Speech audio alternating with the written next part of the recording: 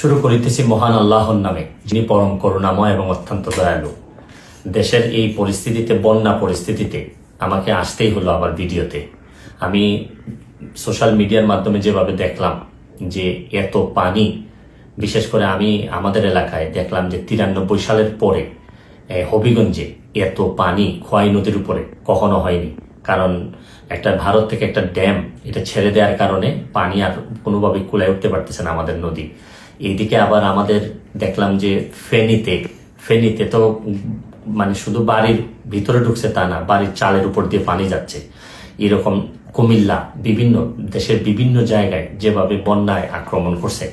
আমি যেহেতু বন্যা নিয়ে কাজ করছি, আমার কাছে মনে হয়েছে যে এই বন্যার সময় আমার একটা অধিকার আছে যে আপনাদের সবাইকে একটা আহ্বান করার, যে যে যে এলাকায় কৃতি সন্তান আছেন তারা নিজেরা একটু ঝাঁপিয়ে পড়েন মানুষের। কারণ দূর থেকে বন্যা বলতে আমরা পানি দেখি, কিন্তু আপনি যদি কাছে যান, প্রতিটা পরিবার যে কি পরিমাণ কষ্ট হয়, কাছে গেলে বুঝতে পারবেন যে মানুষের কষ্ট। আমরা তো এমনি শুধু থই পানি দেখি, কিন্তু ভিতরে গেলে বোঝা যায় মানুষের খাবারের অভাব হয়, মানুষের পয় নিষ্কাশন ব্যবস্থার অভাব হয়, মানুষের স্যালাইন লাগে। সামান্য একটা স্যালাইন নিয়ে যেতে পারলেও অনেক বড় উপকার হয়। আমি বিশেষ করে প্রধান উপদেষ্টা মহোদয় ডক্টর মোহাম্মদ ইউনূস সাহেবকে অনুরোধ করব যে সারা দেশে, ওনার তো তৃণমূলে কাজ করার অভিজ্ঞতা আছে, উনি যদি একটু ব্যবস্থা নেন এবং মানুষ অনেক বেশি শান্তি পাবে। কারণ আমি আরেকটা জিনিস, আমার এলাকায় নিজের হবিগঞ্জের যারা যারা আছেন, যারা আমাকে, আমার আত্মীয় স্বজন, যারা ফলোয়ার আছেন, তাদেরকে বলবো যে আপনারা যেভাবে পারেন আমাদের এলাকার, অন্তত এলাকার মানুষগুলারে সেভ করার চেষ্টা করেন। আমার পক্ষ থেকে আমি যেভাবে পারি কিছু না কিছু সহযোগিতা করার চেষ্টা করব।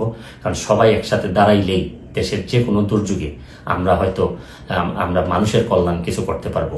আমরা বহু মানুষ আছি, হয়তো মানুষ একটু বিপদে পড়লেই কাজে আসতে পারি, হয়তো আমরা চেয়ে ঘুরে বেড়া না, আমরা হয়তো অনেক বেশি প্রতিবাদকারী না, বা সব জায়গায় দাঁড়ায় যেতে পারি না, অনেক লিমিটেশন নিয়েই মানুষ হিসাবে বেঁচে থাকি।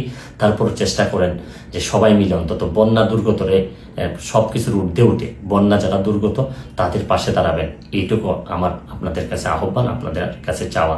তারপর আমি একটা জিনিস বলি যে খুব খারাপ, এখনো আমাদের এলাকায় নদী ভাঙ্গন দেখা দেয়নি, নদীর চারদিকে পানি পড়তেছে। যদি ভাঙ্গন দেখা দেয়, খুবই খারাপ অবস্থা হয়, তাহলে আপনারা নিশ্চিত থাকতে পারেন আমি যেভাবেই হোক সশরীরে আপনাদের মাঝে হাজির হব। আমি চেষ্টা করবো আমার সর্বস্ব দিয়ে যাদের জন্য আমি শপথ নিয়েছিলাম তাদের পাশে দাঁড়ানোর। ভালো থাকবেন, সুস্থ থাকবেন।